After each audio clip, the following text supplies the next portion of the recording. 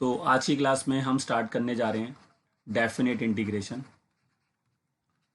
और definite integration देखिए वही बच्चा कर सकता है जिसको इंडेफिनेट आता हो। तो आपको इंडेफिनेट काफ़ी अच्छे ढंग से आना चाहिए, तभी आपको डेफिनेट इंटीग्रेशन भी क्लियर होगा। डेफिनेट इंटीग्रेशन जब हम बनाते हैं तो उसमें हमें हमेशा एक न्यूमेरिकल रिजल्ट मिलता है। जैसे अगर आप इंडेफिनेट इंटीग्रेशन में आंसर निकालते हैं तो वो तो वेरिएबल की फॉर्म्स में ही आता है, लेकिन डेफिनेट इंटीग्रेशन में जब भी बच्चा आंसर निकालेगा तो यहाँ पर हमें मिलेगा, लिख लेते हैं, in definite integration we get numerical value. हमें यहाँ पर कोई ना कोई एक न्यूमेरिकल वैल्यू मिलेगी, यानी कि आपका जो आंसर आएगा एक न्यूमेरिकल वैल्यू में आएगा। जैसे कुछ भी 5 पाई log 2 log 3 इस तरह के आंसर्स आपके रहेंगे। ठीक है, अब इनडेफिनेट इंटीग्रेशन तो सही है, लेकिन डेफिनेट इंटीग्रेशन लगाते कैसे हैं वो मैं आपको थोड़ा समझा देता हूँ। तो जैसे मान लीजिए कि आपका जो डेफिनेट इंटीग्रेशन होगा उसमें यहाँ पर आपको लिमिट्स मिलेंगी। मतलब ये जो इंटीग्रेशन होता है इसमें एक लिमिट आपको यहाँ, इसको हम लोअर लिमिट कहेंगे उसकी। तो एक लिमिट जो हमें नीचे मिलता है उसको हम कहते हैं लोअर लिमिट। तो इसको हम यहाँ पे लिखेंगे ए से, और एक लिमिट आपको ऊपर लिखना होगा, अपर लिमिट होता है ये आपका। तो इस तरह से हमें यहाँ पे लिमिट को लिखना होता है। ठीक है, अब कई बुक में इसको अंदर लिखा होता है, कई बुक में इसको बाहर लिखा होता है, तो उससे कुछ खास फर्क पड़ता नहीं है, बट आप चाहें तो कहीं भी लिख सकते हैं। ठीक है, तो हम इस ऐसे अगर आप एनसीईआरटी में जाएंगे तो ए यहाँ लिखा होगा, बी ऐसे लिखा होता है, तो ये ज़्यादा सही तरीका है। बट आप कई बुक बच्चे उसको बाहर भी लिख सकते हैं। तो ये हमारे पास ए से बी हम जा रहे हैं, तो ए जो है वो लोअर लिमिट है, और ये हमारा कोई भी फंक्शन होगा जिसका इंटीग्रेशन हम विद रिस्पेक्ट टू एक्स करेंगे। तो ये डेफिनेट इंटीग्रेशन की पहचान है, क्योंकि इसमें लिमिट्स लगा होता है। अपर लिमिट्स और लोअर लिमिट यहाँ पे रहता है, जैसे कि ए जो है हमारे लिए वो एक तरह से लोअर लिमिट हो जाएगा, और बी हमारा पास हो जाता है अपर लिमिट। तो हमें क्या करना होता है, बस हमें इंटीग्रेशन करना होता है। उसके बाद ये जो अपर और लोअर लिमिट होता है उसकी वैल्यू को उसमें पुट करना होता है। तो हम मान लेते हैं कि इसका जो क्या कहते हैं, सॉल्व होने के बाद जो इसकी वैल्यू आएगी, मतलब इसका इंटीग्रेशन अगर हम कर देंगे एफ ऑफ एक्स का, तो उसका आंसर हमें ये मिलेगा, कैपिटल एफ ऑफ एक्स। ये मान लेते हैं, ये स्मॉल एफ ऑफ एक्स है, तो इसका अगर हम इंटीग्रेशन करेंगे तो उसका आंसर आ रहा है, मान लीजिए कैपिटल एफ ऑफ एक्स आएगा। उसके बाद फिर यहाँ पर इस तरह से आप स्क्वायर ब्रैकेट बनाएंगे, और फिर वो लिमिट जो थी ए से बी उसको यहाँ पे रख देंगे। और उसके बाद फिर आपको करना क्या है, ये लिमिट्स को यहाँ पे पुट करना होता है। तो आपको एक्स की जगह पे पहले पुट करना है अपर लिमिट, फिर उसका जो भी आंसर आएगा उसमें से उसको सब्ट्रैक्ट कर देना है लोअर लिमिट के आंसर से। तो उसके बाद जब आप इसको सॉल्व कर लेंगे तो वो आपको एक फाइनल आंसर यहाँ पे देगा।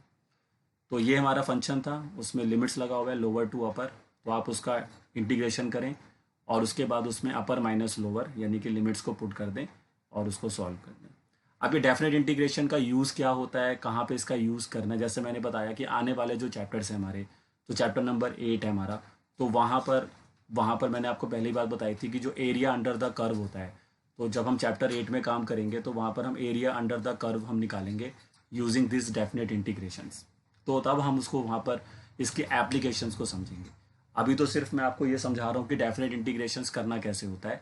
तो इस तरह से दिखाई देता है जैसे मैंने यहाँ पे लिखा है, फिर आप इंटीग्रेशन करें और उसके बाद फिर अपर माइनस लोअर वैल्यू डाल दें और आंसर आ जाएगा आपका।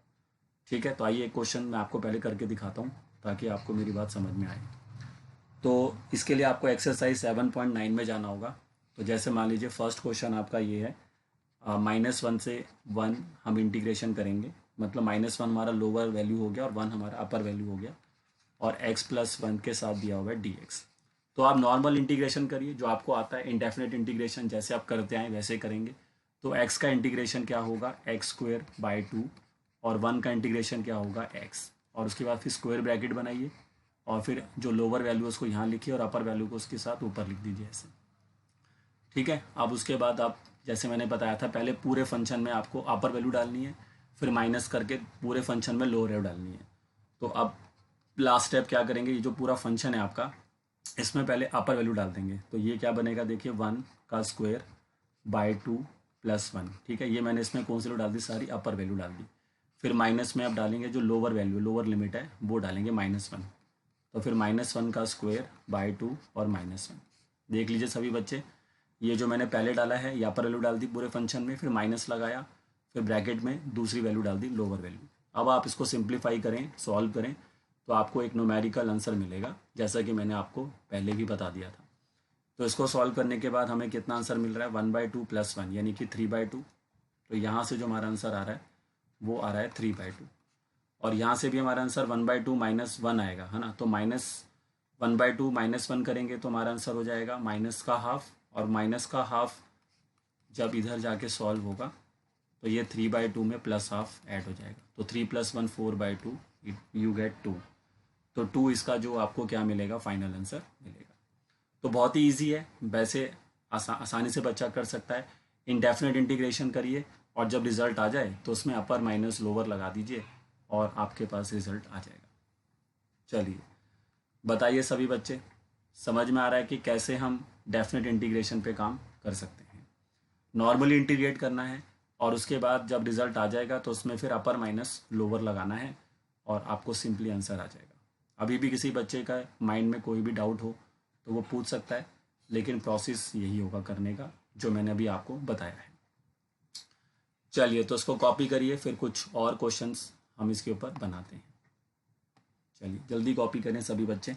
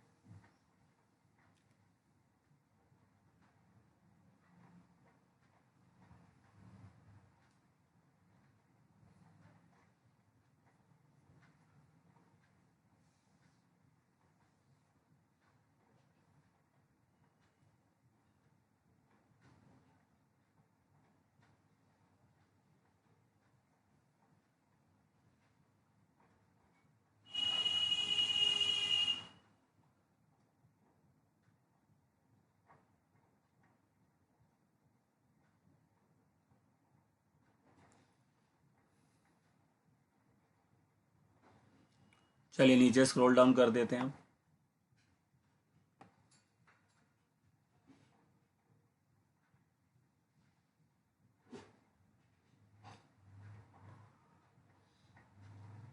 और प्रोसेस ध्यान से देखिए, लिखने का तरीका देखिए, तो वो भी चीज़ मैटर करती है यहाँ पर।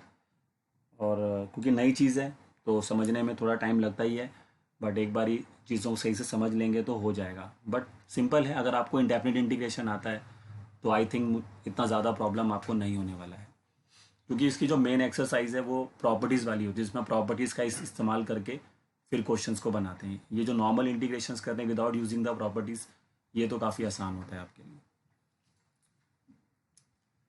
चलिए कॉपी कर लिया सभी बच्चों ने? हाँ जी, क्वेश्चन कॉपी कर लिया सभी ने? चलिए तो आइए कुछ और क्वेश्चंस मैं आपको करके दिखाता हूँ और उनको देखिए। अब उसी एक्सरसाइज में जाते हैं 7.9 में ही, और आपको क्वेश्चन नंबर 4 करके दिखाते हैं।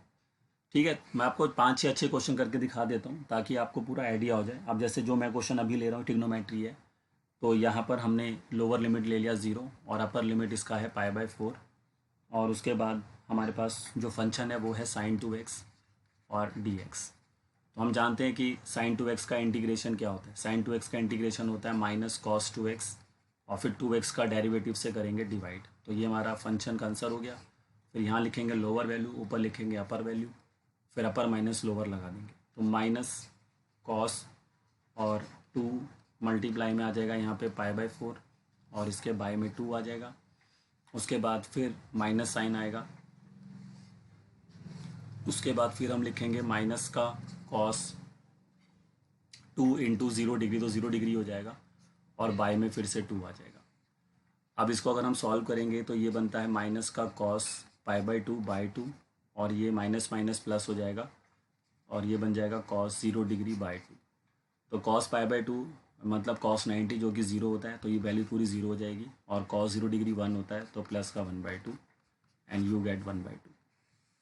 तो देख सकते हैं सिंपल है, कोई भी बच्चा आसानी से इस तरह के जो क्वेश्चंस हैं वो बना सकता है। ठीक है। उसके बाद फिर से अगर आप 7.9 में जाते हैं तो वहाँ पर और भी क्वेश्चन हैं आपके पास, जैसे कि अगर आप क्वेश्चन नंबर 6 देखते हैं, ये एक्सपोनेंशियल फॉर्म पेयर है। तो यहाँ पर जो लोअर वैल्यू आपको वो दे रखी है 5, 4 और ये 5 दे रखी है और e की पावर x है। तो सिंपल है, e की पावर x का इंटीग्रेशन e की पावर x ही होता है। और उसके बाद आप कर देंगे 4 से 5 आप जाएंगे लिमिट लेके, तो ये e की पावर 4 माइनस e की पावर 5 और e की पावर 4 चाहें तो आप कॉमन ले सकते हैं, तो ये 1 माइनस ई हो जाएगा आपके। तो ये इसका आंसर हो गया। देखिए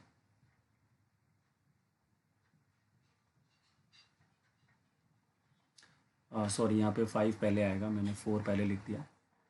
e की पावर 5 माइनस e की पावर 4,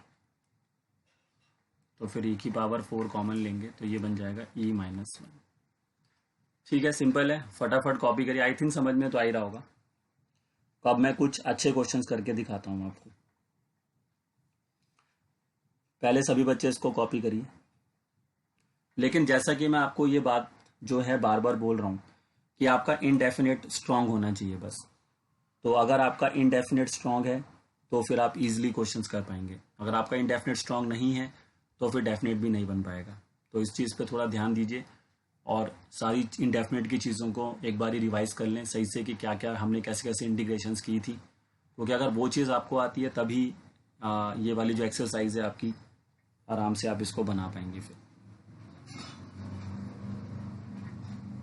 तो इसमें काफ़ी सारे क्वेश्चंस हैं और जो उन्होंने अलग अलग तरीके से आपको यहाँ पे दिए हुए हैं।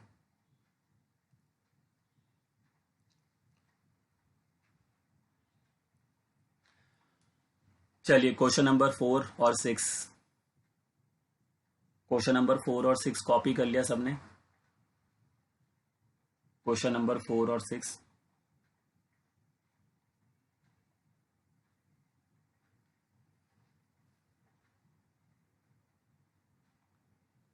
ये साथ साथ ही कॉपी करते रहे करें।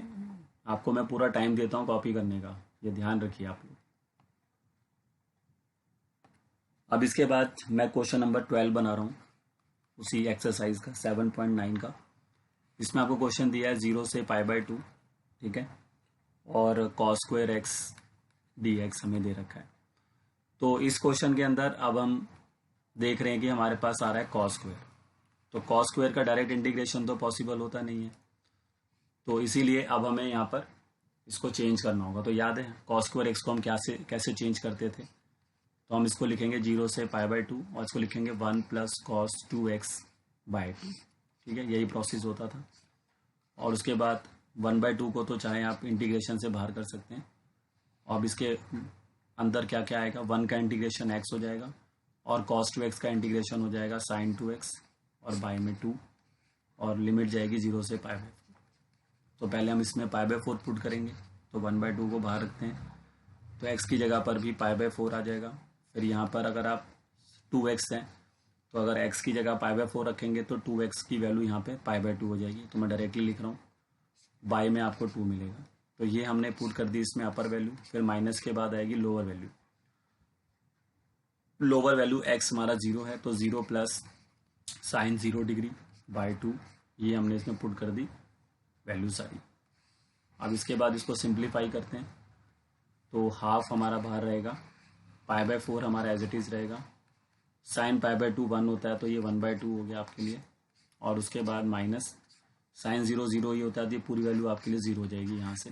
तो फाइनल आंसर आ रहा है हमारे पास हाफ π/4 प्लस में 1/2।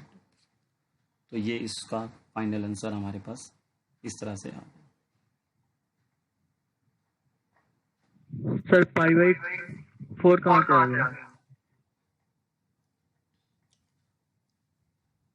अच्छा, यहाँ पे π/2 आएगा, ये आएगा π/2 और π/2 अगर हम यहाँ पुट करेंगे तो ये पाई हो जाएगा फिर, ठीक है। अगर हम 2x में π/2 पुट करेंगे तो ये पाई हो जाएगा।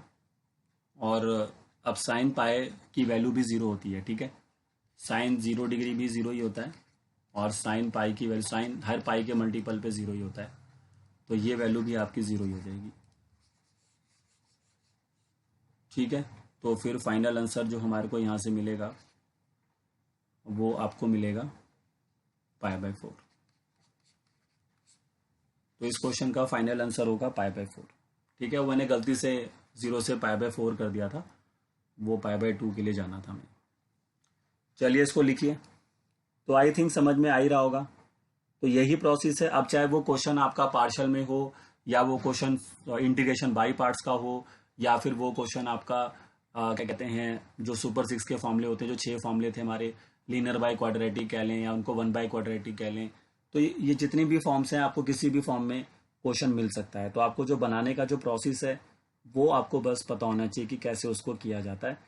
और अगर आप इंडेफिनेट इंटीग्रेशन को सॉल्व कर लेंगे तो 7.9 एक्सरसाइज टोटल 22 क्वेश्चंस हैं। तो ये 22 क्वेश्चंस जो हैं वो आप आसानी से बना सकते हैं। बस आपका इंडेफिनेट इंटीग्रेशन जो है वो आपका स्ट्रॉन्ग होना चाहिए। तो मुझे नहीं लगता कि अगर जिसका इंडेफिनेट आसानी से उसको समझ में आया है, जो हमारी जितनी भी एक्सरसाइज थी 7.1 से लेकर 7.7 तक, अगर आपने वो सारी एक्सरसाइज ईजिली समझ ली हैं तो फिर आपको 7.9 बनाने में कोई भी प्रॉब्लम नहीं होगी।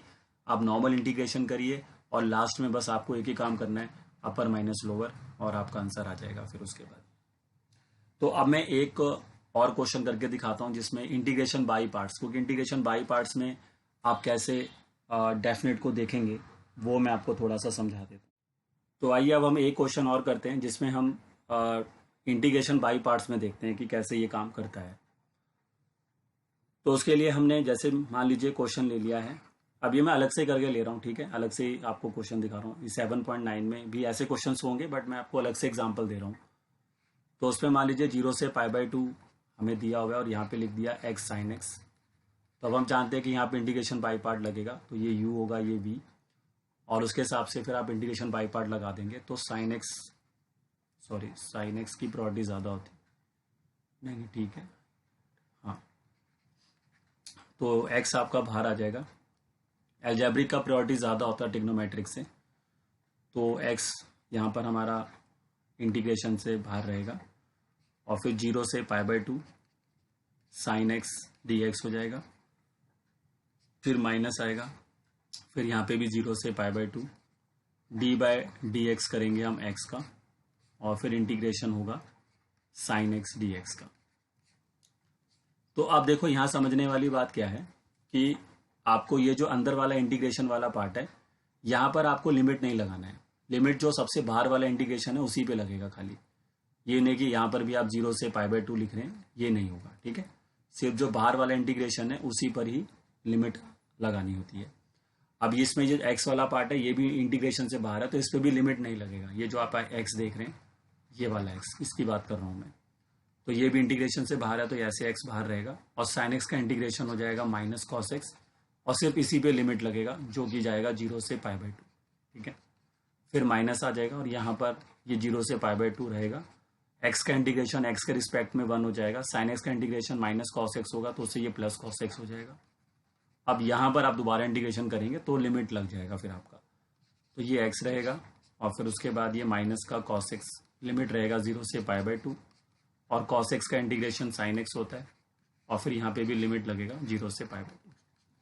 तो आप देख लीजिए कि अगर डेफिनेट इंटीग्रेशन बाय पार्ट्स में आप कर रहे हैं तो फिर ध्यान से देख लीजिए कि लिमिट्स को कैसे लगाना होता है, कैसे आप लिमिट को यूज़ कर रहे हैं। तो बस अब अपर माइनस लोअर करिए, आपका आंसर आ जाएगा।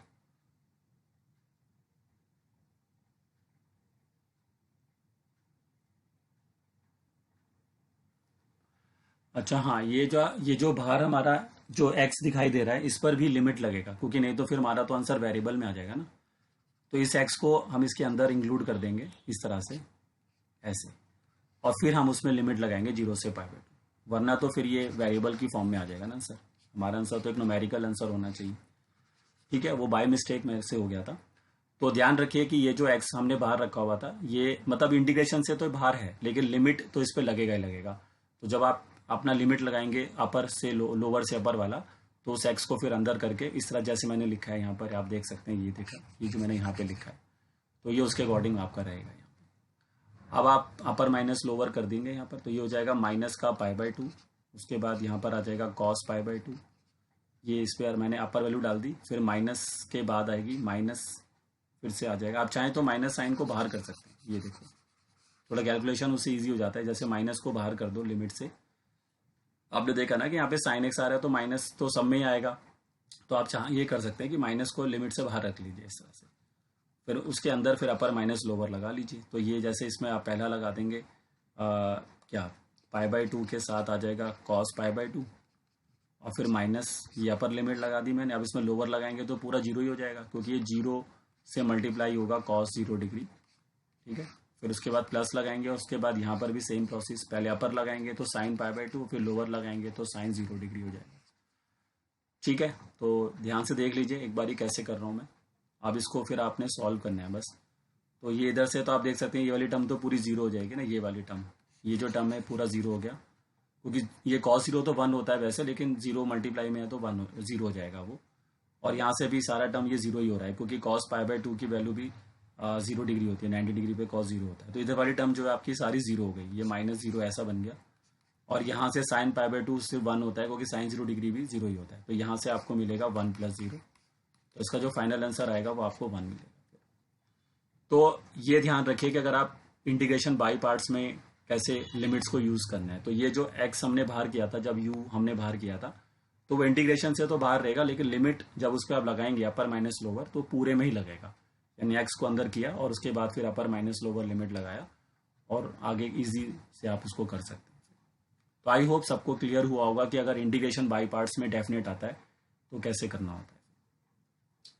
चलिए बताइए सभी बच्चे, समझ में आ रहा है कि अगर डेफिनेट इंटीग्रेशन का क्वेश्चन आप इंटीग्रेशन बाई पार्ट से बनाते हैं तो फिर आपने उसको कैसे करना है। चलिए तो इसको भी कॉपी करिए फटाफट।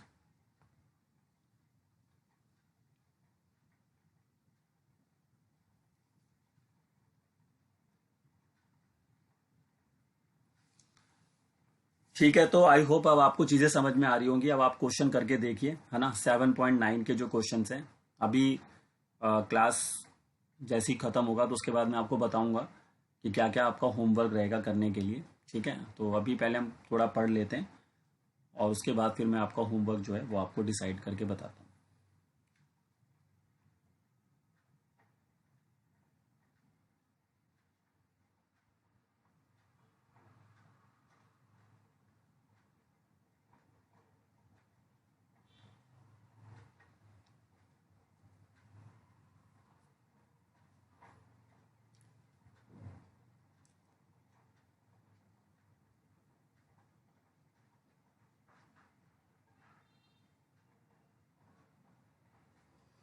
चलिए नीचे स्क्रॉल डाउन कर देते हैं।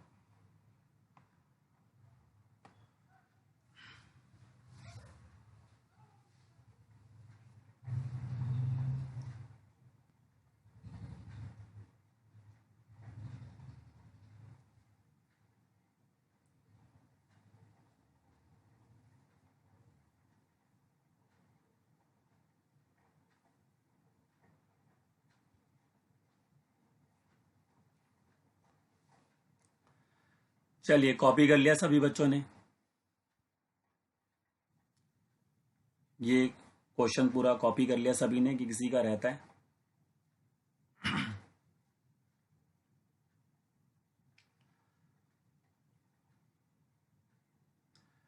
तो अब आप देखिए कि आपको जो है इंडेफिनेट इंटीग्रेशन का जो प्रोसेस है समझ में आ रहा होगा।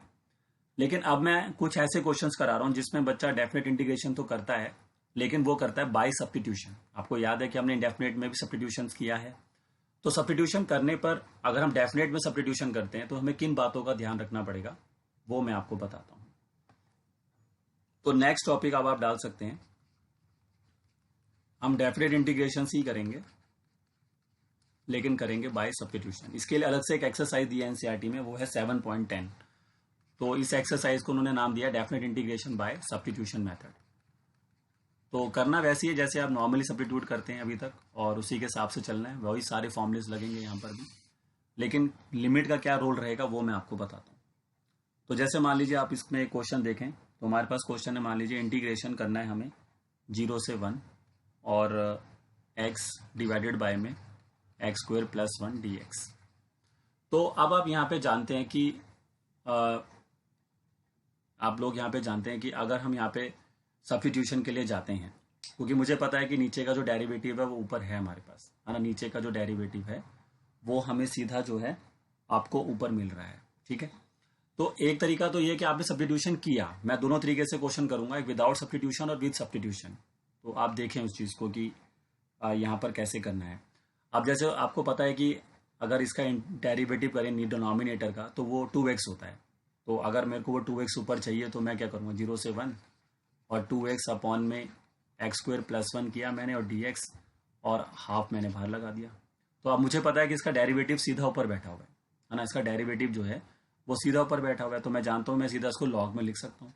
तो मैं इसको सीधा ऐसे लिख दूंगा, हाफ और ये लॉग x² + 1, ठीक है, और लिमिट लगेगी इसमें 0 से 1, क्योंकि हाफ तो आपका कांस्टेंट है वो बाहर रहेगा, और जब डिनोमिनेटर का डेरिवेटिव सीधा ऊपर होता है तो उसको आप लॉग में लिख देते हैं डिनोमिनेटर को, वही हमने लिखा, और अब इसमें अपर माइनस लोअर लिमिट लगा देंगे आप, तो ये हाफ हो जाएगा। उसके बाद अंदर बचेगा लॉग 1 + 1 हो जाएगा पहली बारी में, फिर माइनस के बाद आ जाएगा 0 + 1, ठीक है ना, क्योंकि अपर वैल्यू 1 है तो x की जगह पे मैंने 1 डालूंगा तो 1 का स्क्वायर तो 1 ही होता है, और +1 तो बाद में था ही पहले से ही, और उसके बाद log 0 + 1 कर दिया। तो अब यहाँ से हमारा फाइनल आंसर क्या आ रहा है, ये आपको मिल रहा है, यहाँ से देखो हाफ मिल रहा है, उसके बाद यहाँ से मिल रहा है आपको log 2, और उसके बाद आपको मिल रहा है log 1। log 1 जो होता है वो 0 होता है, ध्यान रखिए सभी बच्चे। अगर आपको log 10 मिलेगा तो 1 होगा, log 1 की वैल्यू जो होती है वो 0 होती है, और log 10 अगर आपको मिलता है तो वो 1 होता है, ठीक है। तो इस तरह से आपको ध्यान रखना है। और इसमें अगर आपका log 1 तो हमारा 0 हो जाएगा, तो फाइनल आंसर हमारा बन जाएगा हाफ log 2। अब मैंने यहाँ पे सब्स्टिट्यूशन किया नहीं है, मैंने डायरेक्टली इसका डेरिवेटिव ऊपर क्रिएट कर लिया, लेकिन अब मान लीजिए कोई बच्चा इसको ऐसे बनाता, ये देखो, अब सेम क्वेश्चन है फिर से, लेकिन वो बच्चा पूरा उसको टी सब्स्टिट्यूट करके बनाता, तो फिर वो उस क्वेश्चन को कैसे कंटिन्यू करेगा वो मैं आपको बताता हूँ। तो जैसे मान लीजिए अब ये था 0 से 1, और उसके बाद ऊपर था x और नीचे था x² + 1 dx। तो अगर अब हमें पता है कि x² + 1 का डेरिवेटिव 2x होता है, तो 2 तो एडजस्ट हो जाता है अपने हिसाब से, तो बच्चे ने क्या किया, पुट किया x² + 1 को t, ठीक है, तो उसका डेरिवेटिव बनेगा यहाँ से 2x और फिर आ जाएगा dx बराबर में dt, लेकिन हमारे पास तो x dx वाली टर्म है तो हम उतना ही निकाल लेंगे dt/2। लेकिन अब हम क्या चीज़ करेंगे, क्योंकि ये जो पहले जो लिमिट थी 0 से 1 वाली, ये आपकी किस पे चल रही है, ये x पे चल रही है, लेकिन जब आपने इस पूरे क्वेश्चन को t में कन्वर्ट कर दिया, मतलब कि x dx की जगह पे dt/2 आ जाएगा, तो 2 तो हम बाहर करेंगे और नीचे यहाँ t आ जाएगा। लेकिन अब ये जो क्वेश्चन है ये t पे चला गया है ना, तो अब लिमिट को भी आपको उसके हिसाब से क्या करना पड़ता है, चेंज करना पड़ता है। तो अब अगर आपने t सब्स्टिट्यूट किया तो आपकी लिमिट कैसे चेंज होते हैं वो मैं आपको बताता हूँ। तो आपको इस तरह से एक बॉक्स बना लेना है, ठीक है, और उस बॉक्स में ऊपर आपने x लिख देना है और नीचे आपने t लिख देना है, ठीक है। अब ये आपकी यहाँ पर होगी लोअर वैल्यू और यहाँ पर होगी उसकी अपर वैल्यू। तो x का लोअर वैल्यू कितना था, 0, और x का अपर वैल्यू कितना था, 1। अब मैंने जो सब्स्टिट्यूट किया है वो ये सब्स्टिट्यूट किया है कि मैंने t को क्या माना था, x² + 1। तो अगर मैं यहाँ पर x की जगह पे लोअर डालूंगा 0, तो 0 का स्क्वायर 0, 0 + 1 होगा 1, तो वही वैल्यू जो x के लिए लोअर वैल्यू 0 थी वो t के लिए कितनी बन जाएगी, 1 बन जाएगी, क्योंकि ये आपको सब्स्टिट्यूशन के अंदर उस वैल्यू को डालना पड़ेगा ताकि आप लिमिट को क्या करें, चेंज करें। क्योंकि पहले क्वेश्चन x में था तो लिमिट है 0 से 1, 0 से 1 जा रहा था, लेकिन अब मैं यहाँ पे 0 से 1 नहीं लिख सकता क्योंकि मेरा जो क्वेश्चन है वो चेंज होकर t में आ गया है। तो उसके हिसाब से लिमिट कैसे चेंज होती है वो मैं आपको बता रहा हूँ कि जो भी लिमिट है लोअर वैल्यू x पे कितना था, 0, तो वो सब्स्टिट्यूशन जहाँ पे आपने किया था वहाँ पुट करें और t किलो निकालें उसमें क्या आती है, तो मेरा t वैल्यू 1 आ रही है। और अगर मैं यहाँ पर 1 पुट करता हूँ जो कि अपर वैल्यू है, तो 1 + 1 करके t वैल्यू 2 आ जाएगी। तो जो लिमिट पहले 0 से 1 जा रही थी लोअर से अपर, अब वो 1 से 2 जाएगी इस तरह से।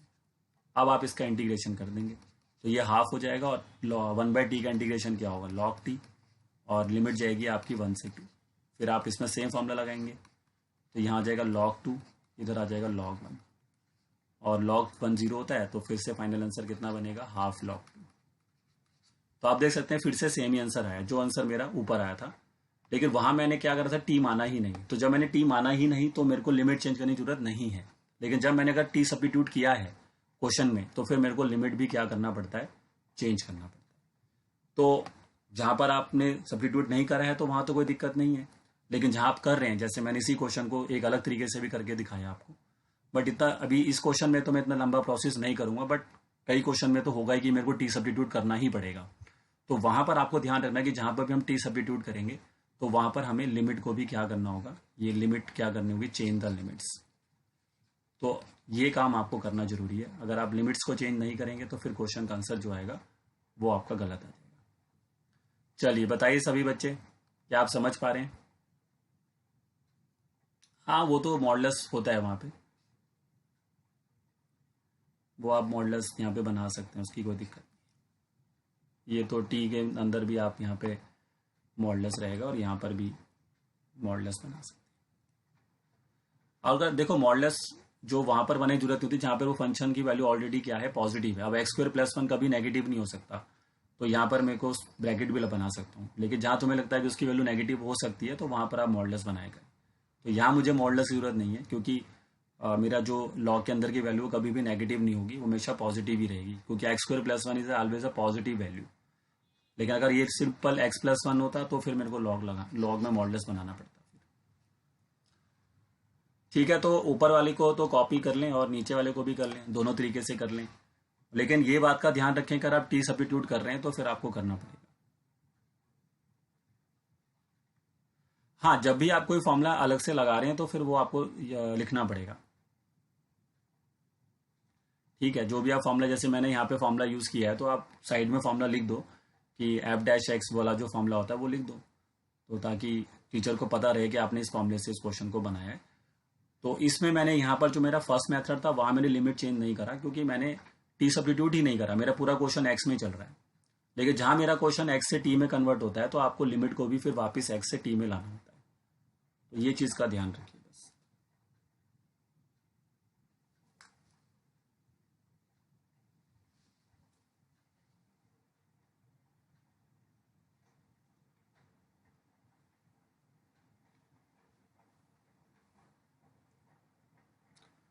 चलिए पहले जो फर्स्ट मेथड दिख रहा है उसको कॉपी करिए, फिर ऐसे एक दो क्वेश्चन मैं आपको और करके दिखा देता हूँ।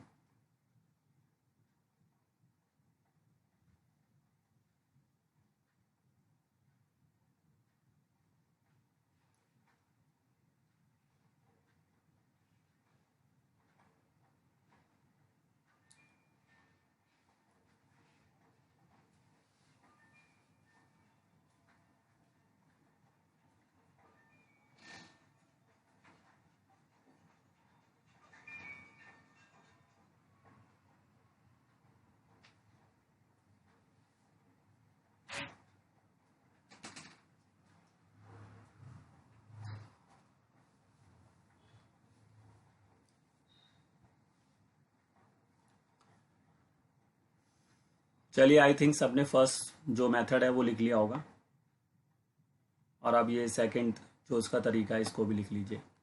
अगर आप टी सब्स्टिट्यूट करते हैं तो फिर आपको ये चेंजेस क्वेश्चन में करने होंगे। अब इसी पर बेस्ड मैं एक दो क्वेश्चंस और करके दिखाता हूँ आपको।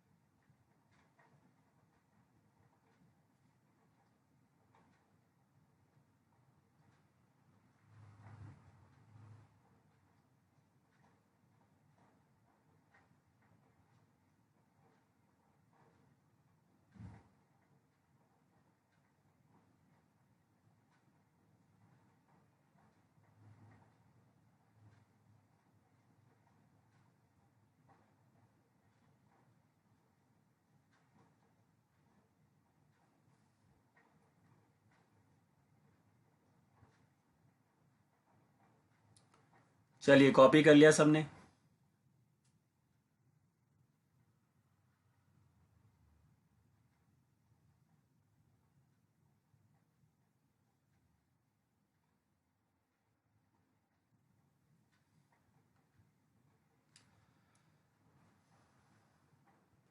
हाँ, वो आप पे डिपेंड करता है कि अगर आप लास्ट में, जैसे कि वो ये एक चीज मेरे से कह रहे हैं कि अगर मैं यहाँ पर क्या करूं जैसे एक तरीका आप इसका बनाने का एक तरीका आपके पास ये भी हो सकता है कि वो कह रहे हैं कि लास्ट में अगर मैं टी की वैल्यू रख देता हूँ, जैसे कि यहाँ पर हमने टी सब्स्टिट्यूट किया और उसके बाद फिर हमने जैसे यहाँ तक पहुँचे, ये हमारा आंसर आया था हाफ और ये हमारी लिमिट जा रही थी 0 से 1, तो 0 से 1 ही रखेंगे।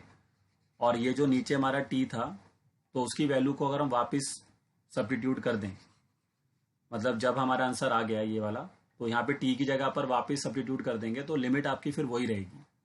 ठीक है, तो आप उसमें कर सकते हैं, बट वो थोड़ा सा कंफ्यूजिंग मेथड हो जाता है। तो आपके लिए ये सबसे बेस्ट तरीका रहेगा, जब आप टी में आ गए हैं तो वापस आप टी की वैल्यू मत डालिए, आप अपनी लिमिट को चेंज कर लीजिए, वो ज़्यादा बेटर रहेगा।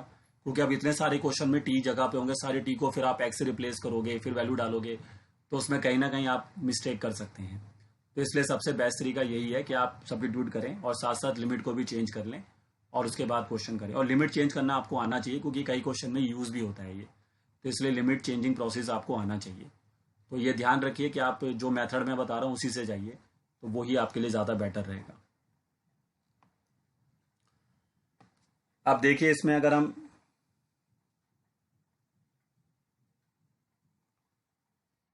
तो अगर हम उसमें अब एक और क्वेश्चन बनाते हैं इसी तरह का।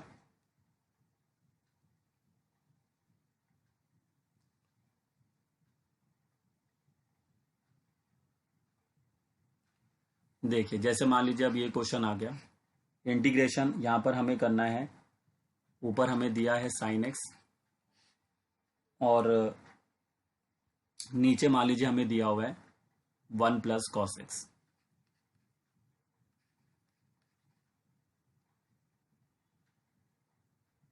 या 1 प्लस कॉस स्क्वायर एक्स दिया हुआ है और इसमें लिमिट जो हमें दे रखी है वो आपकी जा रही है 0 से π/2। तो अब इसमें भी हम जानते हैं कि अगर हम कॉस एक्स को टी लेट करेंगे तो उसका डेरिवेटिव जो ऊपर आपको मिल जाएगा। तो पहला चीज हम यहाँ पे यही करेंगे, put cos x is equal to में टी। तो यहाँ पर हमने पहले कॉस एक्स की जगह पे टी पुट कर दिया है और इसका अगर हम डेरिवेटिव करेंगे तो इसका आंसर आ जाएगा माइनस का साइन एक्स डी एक्स और इक्वल टू में डी टी। और उसके बाद फिर हम यहाँ से साइन एक्स डी एक्स की वैल्यू निकाल लेंगे खाली, तो वो हमें मिल जाएगी कितनी, माइनस का डी टी। अब हम साथ साथ जो लिमिट है उसको भी चेंज कर लेंगे। तो अगर हम यहाँ पे लिमिट को चेंज करते हैं तो ये x है और ये हमारा t है। x में लोअर वैल्यू जो जा रहा है वो 0 जा रहा है और अपर जो जा रहा है वो π/2 जा रहा है। अगर ये वैल्यू हम यहाँ डालेंगे तो cos 0 डिग्री कितना होता है 1, तो cos 0 डिग्री की जगह पर आपका 1 आ जाएगा और उसके बाद जो आपका cos π/2 होता है वो 0 होता है, तो उसकी जगह पर हम यहाँ पर 0 डाल देंगे π/2 की जगह पर। तो लिमिट जो हमारा अब यहाँ से चेंज होगा वो क्या बन जाएगा, वो चेंज होके बन जाएगा आपका 1 से 0 और साइन एक्स डी एक्स की जगह पर आ जाएगा माइनस का डी टी और 1 प्लस नीचे क्या बन जाएगा टी स्क्वायर। अब ये जो 1 प्लस टी स्क्वायर आपका नीचे बन रहा है ये सीधा आपका सुपर 6 का फॉर्मूला होता है, मतलब 1 में एक्स स्क्वायर प्लस ए स्क्वायर। तो उसका फॉर्मूला आपका होता था 1 में ए, बट ए का काम तो यहाँ पे 1 कर रहा है और ये वैसे भी सीधा tan इनवर्स एक्स का इंटीग्रेशन होता है। तो आप इसकी जगह पे माइनस लिखिए और उसके बाद लिख दीजिए इसको सीधा tan इनवर्स टी और ये वैल्यू आपकी जाएगी 1 से 0 और उसके बाद फिर अपर माइनस लोअर लगा दीजिए, तो ये हो जाएगा आपका tan इनवर्स 0 और फिर माइनस के बाद आ जाएगा आपका tan इनवर्स 1। अब tan इनवर्स 0 तो 0 डिग्री पे ही होता है और tan इनवर्स 1 कब होगा π/4 पे। आप चाहें तो इसको अलग से ऐसे सॉल्व कर लें, इसे tan इनवर्स है तो 1 को लिखेंगे आप tan π/4, फिर tan से tan कैंसिल होके π/4 आता है, तो इसका आंसर आपको फाइनल मिलेगा π/4 इस तरह से। चलिए बताइए सभी बच्चे समझ में आ रहा है कि कैसे मैं लिमिट को भी यहाँ पर क्या कर रहा हूँ, चेंज कर रहा हूँ।